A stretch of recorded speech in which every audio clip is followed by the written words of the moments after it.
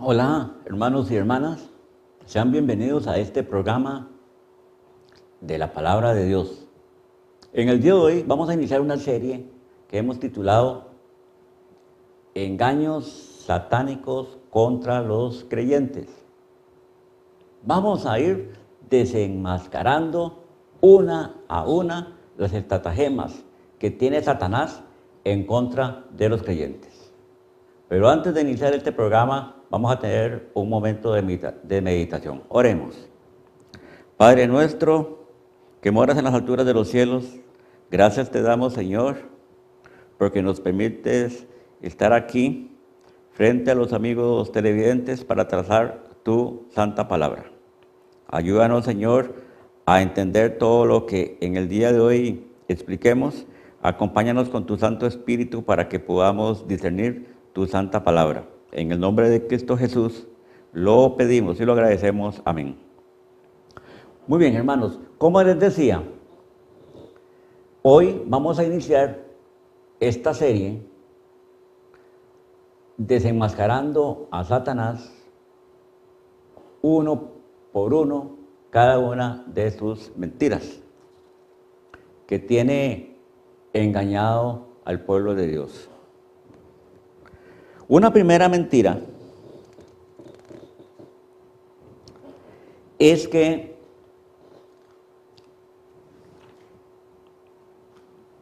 hay placer, dice él, hay placer en el pecado, que el pecado es atractivo. Si nos referimos un poco más atrás, de dónde proviene el pecado, nos lleva a Apocalipsis 20, versículos del 1 al 3, que dice lo siguiente. Lo voy a leer porque no va a aparecer en pantalla. Apocalipsis 20, del 1 al 3. Y dice: vi un ángel que descendía del cielo con la llave del abismo y una gran cadena en la mano. Y prendió al dragón, la serpiente antigua, que es el diablo y Satanás, y lo ató por 1000 años. Y lo arrojó al abismo y lo encerró y puso su sello sobre él para que no engañase más a las naciones hasta que fuesen cumplidos los 1000 años. Y después de esto debe ser desatado por un poco de tiempo. De acuerdo con lo que estamos leyendo en Apocalipsis, entendemos que Satanás ha sido siempre un engañador, ha sido siempre un mentiroso. Nos tienta de manera que podamos ceder al pecado con el único propósito de destruir la obra de Dios en cada uno de nosotros y hacernos infelices. Entendamos que Satanás es un enemigo fuerte, muy fuerte y poderoso, de manera que nosotros no tenemos por nosotros mismos capacidad para defendernos, sino que es a través de la armadura de Dios. Hay 3 textos bíblicos que nos van a ubicar correctamente en esa lucha entre el bien y el mal. La primera la encontramos en segunda de Corintios, segunda de Corintios 2:11.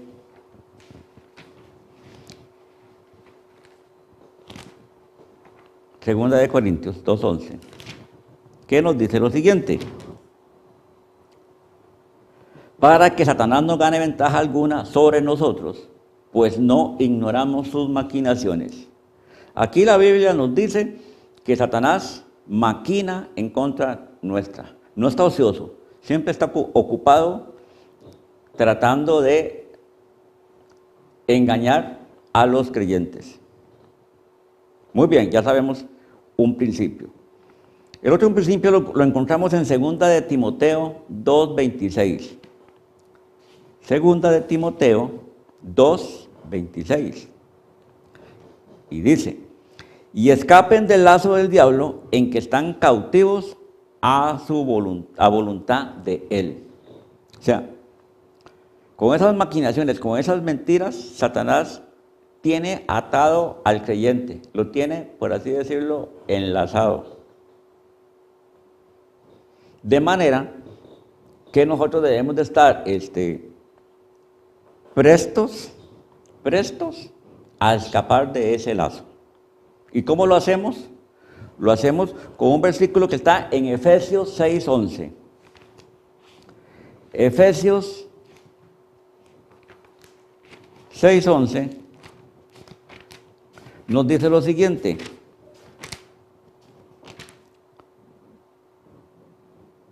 vestidos de toda la armadura de Dios, para que podáis estar firmes contra las acechanzas del diablo. Ahora sí tenemos un panorama más completo. Satanás es un ser que con sus maquinaciones trata de engañar al pueblo de Dios. Y por lo tanto nos tiene enlazados en los lazos del pecado. Pero para eso el creyente, que no está luchando contra sangre y carne, sino contra entes espirituales, contra potestades del aire, tiene también armas espirituales y que nosotros hemos, y que la Biblia llama y que nosotros seguimos, que es la armadura de Dios. Y ahora sí, volvamos a la primera estratagema de Satanás, o al primer engaño o primera mentira. Habíamos dicho que la primera mentira es que hay placer en el pecado. Es muy importante definir que el pecado para un alma inconversa es atractivo, y de eso se aprovecha Satanás. Veamos lo que pasó con Adán y Eva en el huerto del Edén. La tentación, Satanás la presentó de una manera atractiva. A Eva le pareció la fruta deseable, codiciable, atractiva. Y así se inició el pecado en la humanidad. De manera que Satanás tiene sus estrategias, tiene su manera de presentar las cosas malas bajo un disfraz, bajo una envoltura de cosas buenas. Tenemos que defendernos de esa mentira de Satanás. Tenemos 4 remedios que nos da la Biblia. El primer remedio es que tenemos que mantenernos alejados del pecado. Veamos Primera de Tesalonicenses,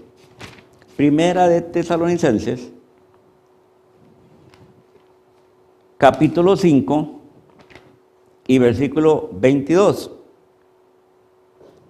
Dice: absteneos de toda especie de mal. Debemos de tener un corazón entregado al Señor, limpio, puro, que no permita que Satanás tenga éxito con el engaño, con la mentira, con la inducción de la tentación. Pero Proverbios 5:8 nos amplía este concepto, que, por así decirlo, nos va a quedar más claro. Proverbios 5:8.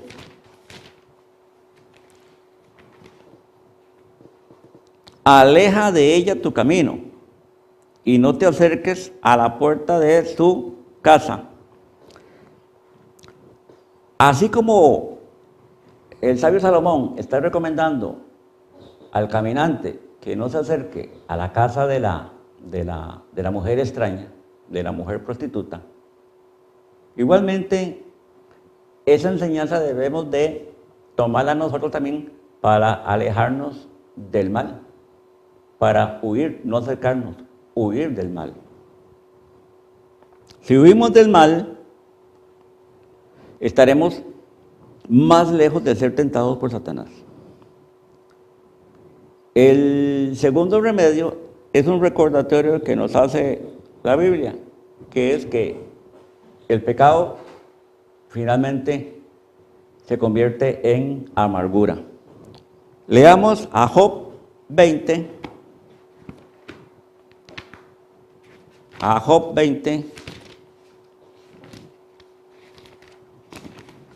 versículos del 12 al 14. Job 20, versículos del 12 al 14. Dice así la palabra de Dios: si el mal se endulzó en su boca, si lo ocultaba debajo de su lengua, si le parecía bien y no lo dejaba, sino que lo detenía en su paladar, su comida se mudará en sus entrañas, y el de áspides será dentro de él. Aquí hay una descripción bastante clara sobre lo que hace el pecado en nosotros. Al principio nos parece dulce en nuestro paladar, pero conforme se va consumiendo el pecado, nos deja un sabor en el estómago, nos deja un sabor de hiel de áspides. La hiel, como sabemos, es una cosa extremadamente amarga. Y por otro lado, el áspid es una serpiente venenosa. El pecado entonces es amargo, pero Job lo amplía diciendo que también es venenoso. Envenena el alma, mata el alma. El tercer remedio es recordar que el pecado nos hará perder lo que realmente es bueno. Romanos 3:23 nos dice: por cuanto todos pecaron y están destituidos de la gloria de Dios. Es algo tremendo. El pecado nos aleja de Dios. El pecado nos aleja de la recompensa eterna, cual es morar por siempre con nuestro Señor en la tierra restaurada. De manera que qué consecuencia más terrible. Pero además de eso, a nivel terrenal también nos hace perder cosas preciosas. Por nuestros pecados perdemos a nuestra esposa, a nuestros hijos, un trabajo, incluso cosas de tipo menos material, pero que son importantes para nosotros, como nuestra reputación o nuestra fama. De manera que el pecado nos hace perder muchas cosas. Y por último, no se nos olvide que el pecado es engañoso. Si Satanás es mentiroso, si Satanás es engañoso, igualmente el fruto de él, que es el pecado, también es engañoso. El pecado nos engaña. A veces pensamos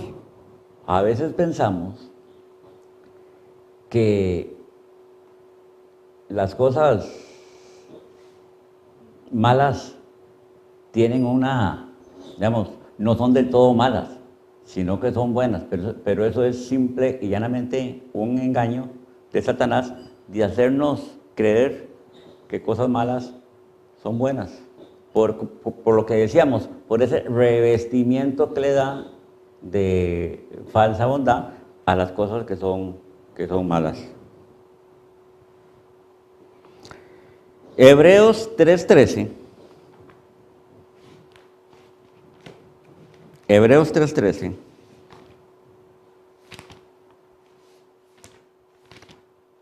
Nos dice: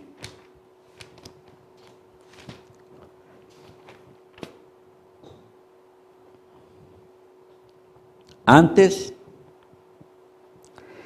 exhortaos los unos a los otros cada día, entre tanto que se dice hoy, para que ninguno de vosotros se endurezca por el engaño del pecado. Aquí hay una clara advertencia para que no seamos engañados por el pecado. Bueno, vamos ahora con la segunda mentira de Satanás.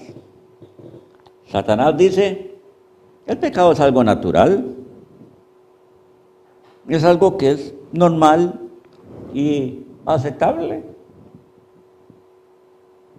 Y nos hace pensar que cosas malas son cosas buenas, que el orgullo es bueno. Todo mundo tiene un poco de orgullo, amor propio. Eso no es malo. Todo mundo quiere cosas buenas, quiere surgir, quiere mejorar, quiere prosperar. Pero en realidad todo eso enmascara un terrible pecado del ser humano, que es la codicia. Pero él lo presenta como deseos de surgir, de mejorar. Vemos el caso del consumo de alcohol.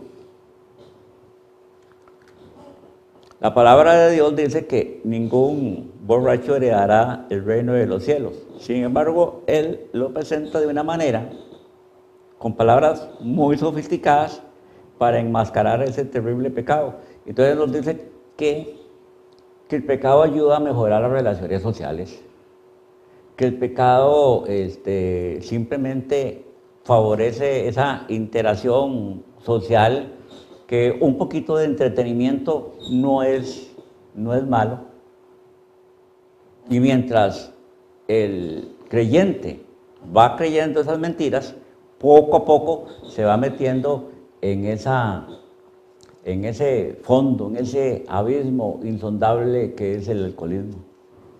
De manera que, como podemos ver con estos 3 ejemplos, Satanás tiene como principal objetivo hacernos creer que cosas malas son buenas. ¿Cómo nos defendemos? Lo primero que tenemos que pensar es que el pecado, a los ojos de Dios, es vil y abominable. No importa que sea presentado en forma atractiva, no importa el disfraz que el diablo le quiera poner. Pero veamos lo que nos dice 2 de Corintios 11, 14. 2 de Corintios 11, 14. Dice: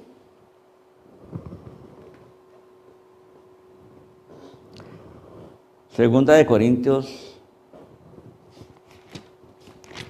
capítulo 11, versículo 14. Y no es maravilla, porque el mismo Satanás se disfraza como ángel de luz. Entonces, no creamos esas mentiras. El pecado es vil, el pecado es abominable ante los ojos de Dios. El segundo remedio que debemos de esgrimir es considerar que el pecado, por más atractivo que lo ponga el diablo, es peligroso al alma humana. En la naturaleza hay una serie de flores muy bonitas, incluso hasta de una rica fragancia, pero son flores venenosas. O sea, detrás de esa apariencia de fragancia y de belleza se esconde la muerte. Y así es el pecado. Primera de Corintios, capítulo 6 y versículo 12. Primera de Corintios, capítulo 6, versículo 12, dice: todas las cosas me son lícitas, mas no todas convienen. Todas las cosas me son lícitas, mas yo no me dejaré dominar por ninguna. Aquí el apóstol Pablo nos está dando un excelente consejo. No debemos de permitir que las cosas nos dominen. Las cosas malas, las cosas que vienen de Satanás. El tercer remedio que podemos esgrimir en contra de esta mentira es que en el juicio final veremos la verdadera realidad del pecado. Por muchos siglos el diablo ha venido engañando a la humanidad, pero en aquel día del juicio final el universo sabrá de lo mentiroso, de lo engañoso, de lo malo que fue Satanás y de su producto, que es el pecado. Ese día, todo el universo sabrá el verdadero carácter de Satanás y el verdadero carácter del pecado. La Biblia, a través de sus páginas, nos describe al pecado con una serie de calificativos bastante gruesos, como vómito de perro, llaga podrida, lepra, estiércol, espuma de mar. ¿Han visto ustedes la espuma de mar? Como cuando se acerca a la playa viene con un montón de cosas descompuestas, un montón de basura. Bueno, así compara la Biblia al pecado y a los pecadores como bestias, como puercos, como estrellas errantes. En un universo en que Dios ha establecido un maravilloso equilibrio, las estrellas errantes van en contra de todo, van sin ton ni son.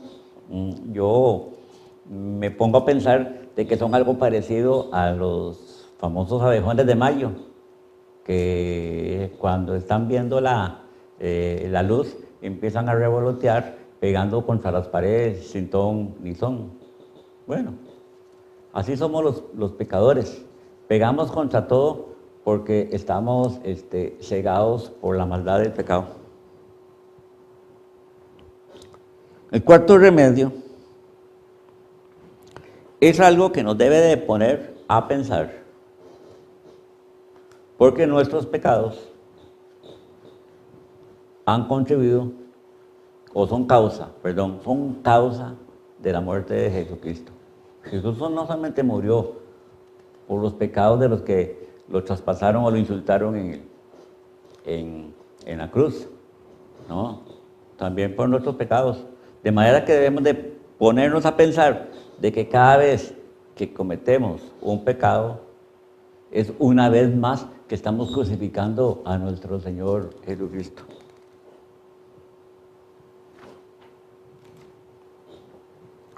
Muy bien, vamos ahora con la mentira número 3. La mentira número 3 nos dice Satanás que nuestros pecados son pequeños, que no tienen ninguna importancia. ¿Saben por qué nos lo dice así? ¿Y saben por qué nosotros lo creemos tan fácilmente?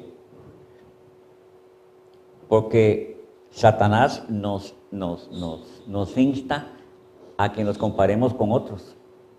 Y entonces, al compararnos con nuestro prójimo,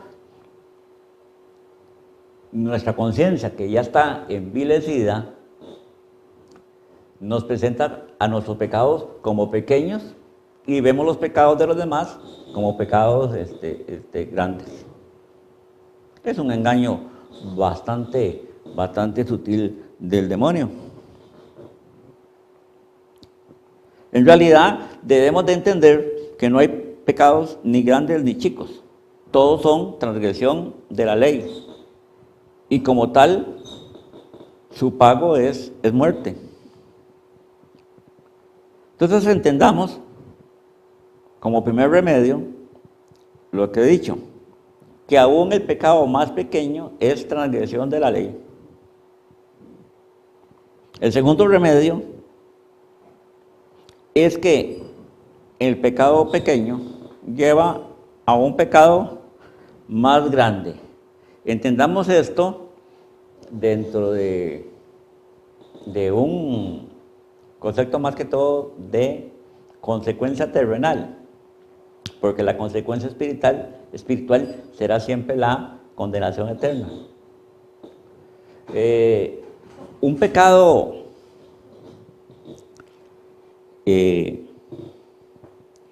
pequeño, como decía, va llevando a un pecado cada vez más grande. Veamos el caso de del rey David. El rey David había llevado una vida limpia, una vida transparente, una vida de abnegación, no solamente a su prójimo, sino a sus enemigos. Él trató de una manera especial a su principal enemigo, que era el rey Saúl.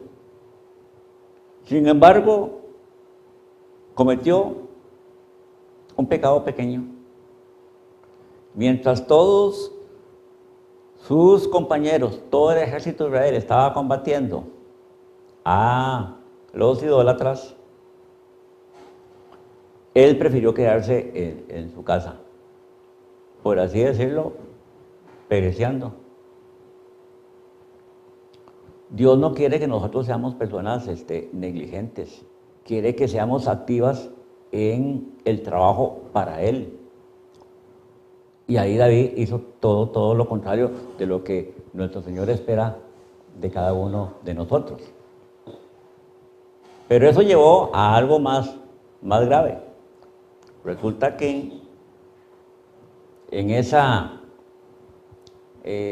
pereza que tenía, de ese aburrimiento que lo embargaba, salió a la azotea y vio a Betsabé. Y entonces pasamos a otro nivel, la codició. Y podríamos decir, bueno, la codició, pero no se acostó con ella. Bueno, pero eso no es cierto, no fue así. Codició, pero esa codicia lo llevó a cometer adulterio. Y ese adulterio trajo a su vez una serie de consecuencias cada vez más nefastas para David. Porque entonces trató de enmendar su pecado, de disfrazar su pecado trayendo al esposo de Betsabé para que durmiera con ella, pero ese hombre era un verdadero soldado, un verdadero hijo de Dios y no entró a su casa, sino que permaneció de pie en la ciudad. De manera que indujo a David a cometer un pecado terrible, que fue mandarlo al centro de la batalla con el único propósito de que David fuera abatido, fuera muerto y de esa manera encubrir su pecado. ¿Qué observamos acá entonces? Una serie de pecados que se fueron desarrollando en una forma escalonada y cada vez con consecuencias más terribles. Si bien es cierto que el más alto de sus pecados fue matar a Urías, el asesinato es tan pecado como la negligencia, como el no cumplir con la obra que Dios nos ha encomendado a nosotros. No hay entonces pecado pequeño ni grande, nada más es un concepto meramente humano, pero que ante los ojos de Dios los pecados son todos iguales. Bueno, yo creo que vamos ahora, para seguir con las estratagemas de Satanás, vamos ahora a tener un corte musical y dentro de algunos minutos volvemos con ustedes.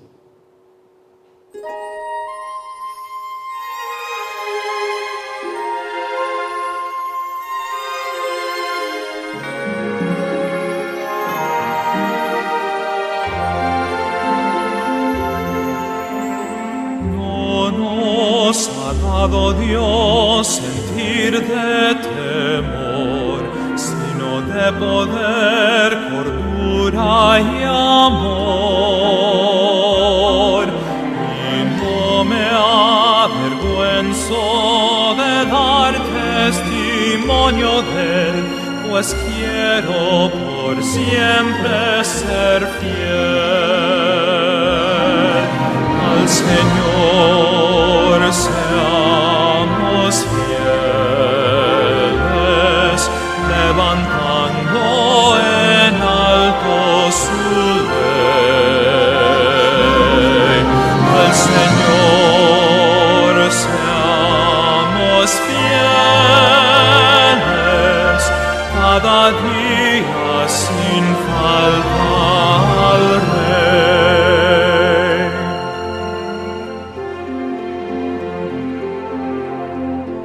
Nadie que busca placer terrenal es premiado vencedor al final. Sé fiel trabajando, sirviendo al Redentor, buscando de Dios lo mejor. Al Señor seamos fieles, levantando en alto su ley. Al Señor seamos fieles,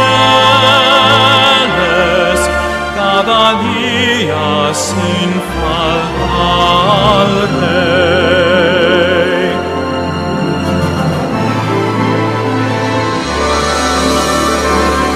En vida o muerte la gloria te doy, pues me has dado amor y tu gran perdón. Un siervo ferviente de Cristo yo quiero ser y leal siempre permanecer. Al Señor seamos fieles, levantando en alto su ley. Al Señor seamos fieles, cada día sin falta, cada día sin falta, cada día sin falta.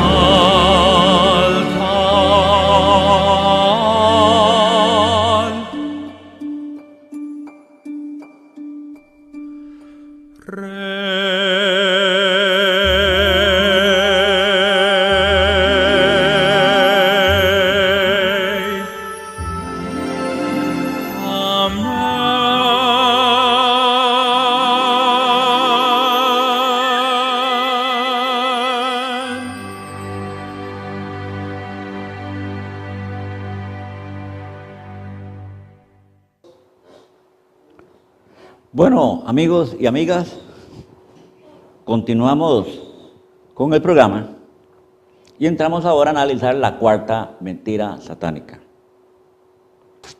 Nos dice, los grandes creyentes de la Biblia pecaron. ¿Qué nos quiere decir con eso? Que si los grandes creyentes de la Biblia pecaron, ¿por qué no vamos a pecar nosotros? ¿Qué pecaron David, Noé, Pedro, Lot, etcétera? Sin embargo, no dice una segunda parte a esa mentira, que es que es cierto, esos personajes bíblicos pecaron, pero se arrepintieron. ¿Qué nos dice el Salmo 51:1? Dice, ten piedad de mí, oh Dios, conforme a tu misericordia, conforme a la multitud de tus piedades, borra mis rebeliones. Pedro, inmediatamente después de que negó por tercera vez al Señor, se arrepintió. Veamos lo que nos dice Mateo 26:75. Mateo 26:75. Entonces Pedro se acordó de las palabras de Jesús que le había dicho, antes que cante el gallo, me negarás 3 veces. Y saliendo fuera, lloró amargamente. ¿No había en esas lágrimas de Pedro arrepentimiento? Un arrepentimiento puro. Pero todos estos hombres personajes bíblicos no solamente se arrepintieron de sus pecados, sino que no permanecieron en su pecado. ¿Qué fue Pedro después del arrepentimiento? Un gran apóstol, alguien que dio su vida por la causa del Señor. ¿Y David? David no volvió a pecar. Hay otra cosa que se nos olvida y que debemos de considerarlo como un tercer remedio, que es que el pecado trae sufrimiento. Volvamos a los salmos y volvamos al Salmo 51:10. El Salmo 51, versículo 10, nos dice: crea en mí, oh Dios, un corazón limpio y renueva un espíritu recto dentro de mí. David sabía que para no caer en la tentación del pecado, él tenía que tener un corazón limpio. Y le pide con todo fervor al Señor para que le renueve su corazón. Saben ustedes, pero eso será motivo de otra disertación, pero ¿sabían ustedes que Satanás tiene un aliado en cada uno de nosotros, que es nuestro pérfido, traicionero corazón? Muy bien. Los pecados de David, de Pedro y de cualquier otro personaje bíblico están registrados en la Biblia no para que sigamos su ejemplo de rebelión, sino como una advertencia para que entendamos que los frutos del pecado son siempre dañinos para el ser humano. De manera que debemos aprender de la caída de los demás. La Biblia es como un manual de vida. Nos dice cómo debemos de comportarnos. Y cuando nos habla de alguna cosa mala, es precisamente para que veamos que en esa cosa mala hay una enseñanza, hay una advertencia, hay una corrección para nosotros. Muy bien, vamos ahora con la quinta mentira. Dice Satanás: Dios es misericordioso y siempre los perdonará, no importa los pecados que cometan. Pero no es cierto, no es cierto. Satanás quiere que nosotros, por así decirlo, nos durmamos en los laureles, nos durmamos en el pecado, no nos preocupemos por el pecado, no intentemos no volver a pecado, que no intentemos pedirle al Señor arrepentimiento de los mismos. Trata de que estemos dormidos, porque así somos más fácil presa de sus artimañas. Tenemos que ser muy cuidadosos en el sentido de que no podemos abusar de la misericordia de Dios. El Salmo 81:12,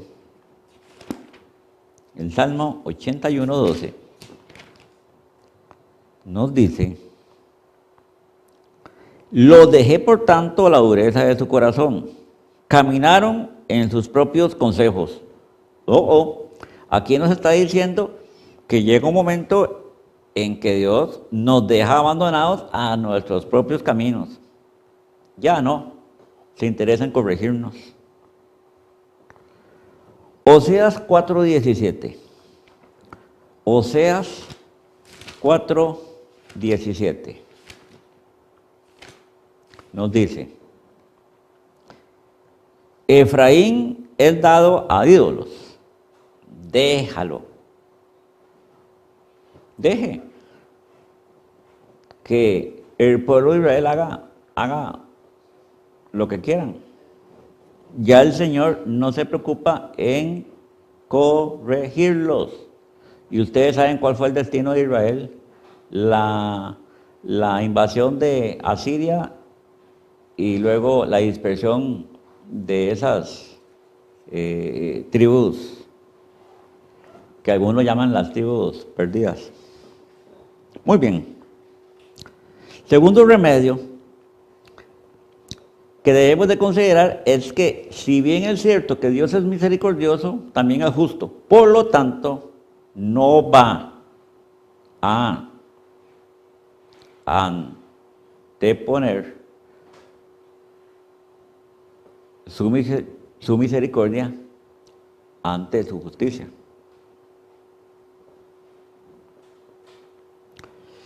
Durante largos años, Noé estuvo predicando al pueblo antidiluviano a fin de que se arrepintieran de sus pecados. Y sin embargo, pese a tantos años de prédica, ese pueblo no abandonó su pecado. Hasta que llegó un momento en que la misericordia de Dios ya se agotó y entró en vigor su justicia. Y por lo tanto, de todos esos millones de habitantes de la tierra, solo unas pocas personas se salvaron. Noé, su esposa, sus hijos y su nuera. De tanta cantidad de gente que había. Pero Dios aplicó su justicia. Luego, otra cosa que debemos de considerar es que no podemos abusar de la misericordia de Dios. Dios todavía hoy está deteniendo su juicio para que nosotros tengamos una oportunidad de arrepentirnos y de cambiar nuestro corazón. Pero eso no va a ser para siempre. Y así como el pueblo antidiluviano sufrió la justicia de Dios, igualmente hoy día los que no siguen la palabra de Dios también serán llamados a juicio. Veamos qué nos dice Mateo 11, 23, 24. Mateo capítulo 11, versículos 23 y 24. Dice el 23, y tú, Capernaum, que eres levantada hasta el cielo, hasta el Hades, serás abatida. Porque si en Sodoma se hubieran hecho los milagros que han sido hechos en ti, habría permanecido hasta el día de hoy. Por tanto os digo que en el día del juicio será más tolerable el castigo para la tierra de Sodoma que para ti. Los habitantes de Capernaum tuvieron al Dios con nosotros predicándoles y no se arrepintieron de sus pecados. Y vea qué triste situación la de Capernaum, porque dice el mismo Señor que si en Sodoma se hubieran hecho las cosas, los milagros que se hicieron en Capernaum, todavía Sodoma al tiempo de Jesús habría permanecido.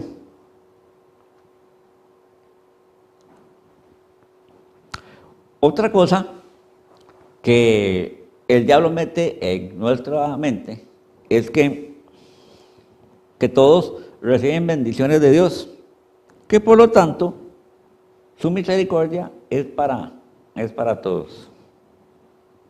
Pero no es cierto, no es cierto. Hay una serie de bendiciones que Dios tiene para su creación. Dios nos creó y hoy día nos sustenta, de manera que el sol, la lluvia, las estaciones, la producción de la tierra son bendiciones que todos los seres humanos tenemos producto del cuidado de Dios para su creación. Pero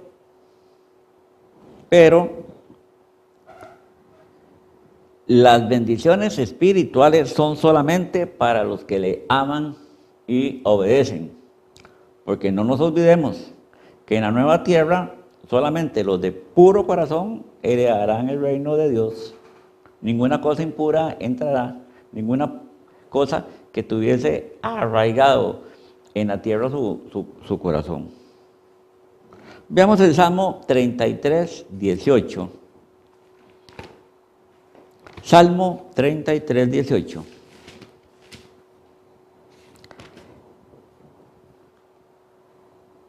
¿Qué nos dice? He aquí el ojo de Jehová sobre los que le temen, sobre los que esperan en su misericordia. El ojo de Jehová se posa sobre los creyentes y sobre ellos tendrá misericordia. Y luego recalquemos que la misericordia de Dios es un motivo muy fuerte para no pecar. No debemos de ampararnos a la misericordia de Dios para pecar, porque sabemos que en algún momento se impondrá su justicia. Romanos 12:1 nos dice lo siguiente. Romanos capítulo 12, versículo 1.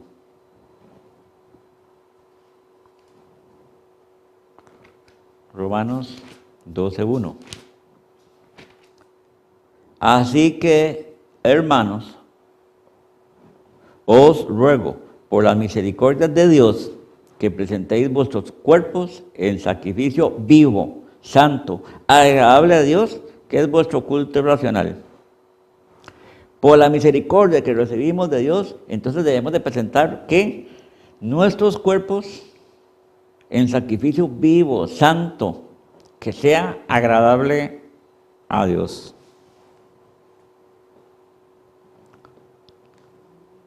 Muy bien, vamos ahora con la sexta mentira. Aquí hay un doble juego de expresiones del diablo. Por un lado nos dice que es fácil arrepentirse. Que es fácil arrepentirse. Pero por otro lado, cuando ya hemos pecado, entonces nos dice, qué difícil que es arrepentirse, qué difícil que es encontrar el perdón de Dios. Entendemos de que el diablo juega con la mentira y es un habilidoso para hacerlo. En primer lugar, el arrepentimiento no depende de la fuerza humana. El arrepentimiento viene de Dios. Veamos qué nos dice segunda de Timoteo. Segunda de Timoteo, capítulo 2, versículo 25. Dice, que con mansedumbre corrija a los que se oponen, por si quizá Dios les conceda que se arrepientan para conocer la verdad. Nos dice entonces que el arrepentimiento viene de Dios, no es algo nuestro. Jeremías 13:23. Jeremías 13:23 nos dice lo siguiente.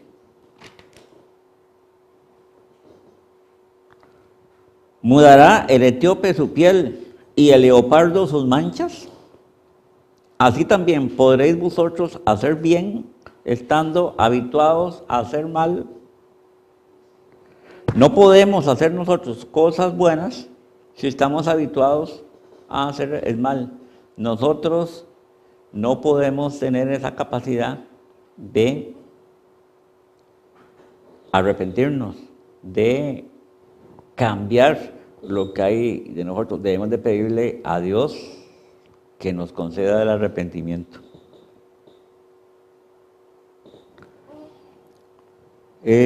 Si no hay un cambio genuino en nuestras vidas, nos estamos engañando. Debemos de dar entonces la espalda al pecado y volvernos a Dios. Vean lo que dice Isaías.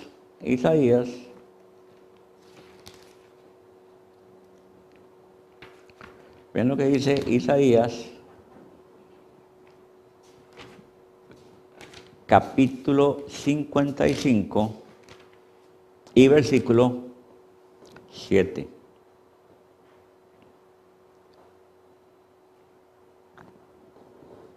Dice, deje el impío su camino y el hombre inicuo sus pensamientos y vuélvase a Jehová, el cual tendrá de él misericordia, y al Dios nuestro, el cual será amplio en perdonar.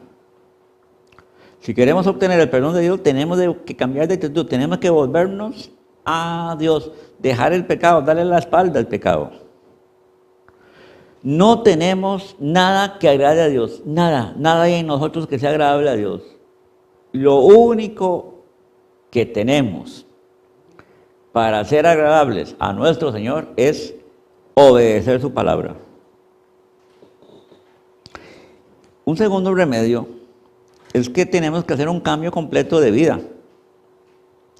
Tenemos que cambiar nuestros pensamientos y deseos, y de manera que ese cambio lo puedan ver otros. Isaías, capítulo 1, versículo 16, nos dice, lavaos y limpiaos, quitad la iniquidad de vuestras obras delante de mis ojos, dejad de hacer lo malo. Tenemos que lavar nuestro corazón. Pero cualquier cosa que hagamos por nosotros resultaría infructuoso si no es Dios el que nos concede ese arrepentimiento, esa necesidad de cambiar.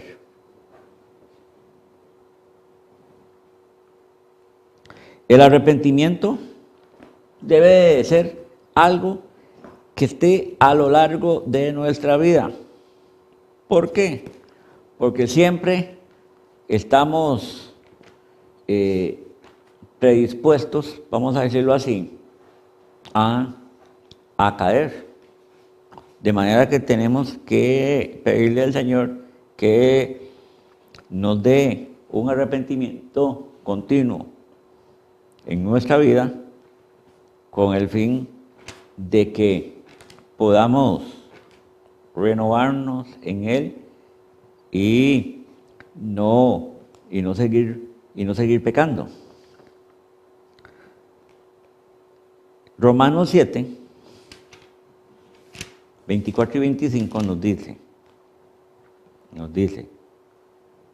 miserable de mí, ¿quién me librará de este cuerpo de muerte?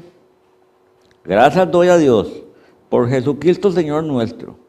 Así que yo mismo con la mente sirvo a la ley de Dios, mas con la carne a la ley del pecado. Somos personas carnales, susceptibles de caer en los engaños de Satanás.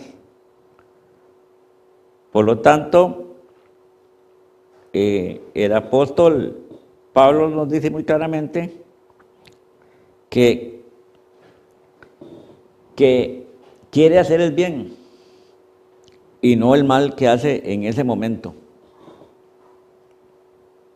¿Y que quién le va a librar de ese cuerpo de muerte? Bueno, el Señor Jesucristo. Y por eso Él da gracias a que el Señor le está concediendo esa gracia, esa prerrogativa de arrepentimiento para que sirva a Jesús y no a la carne.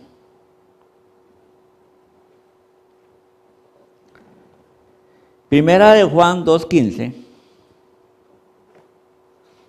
Primera de Juan 2:15 nos dice lo siguiente.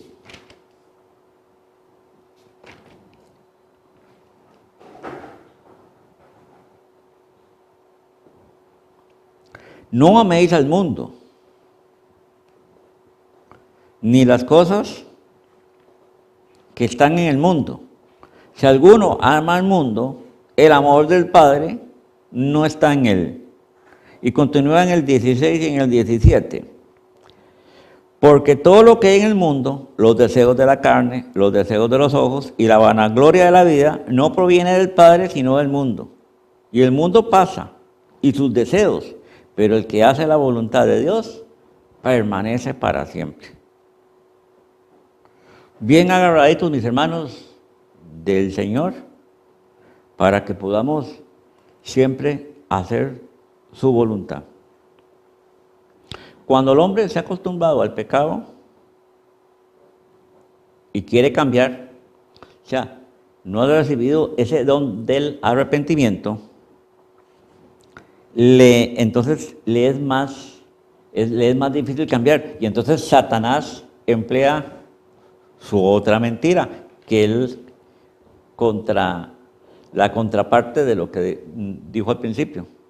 Entonces Satanás dice, no, pobre de ti, es difícil que seas perdonado, es difícil que te arrepientas, estás totalmente metido en el lodo del pecado.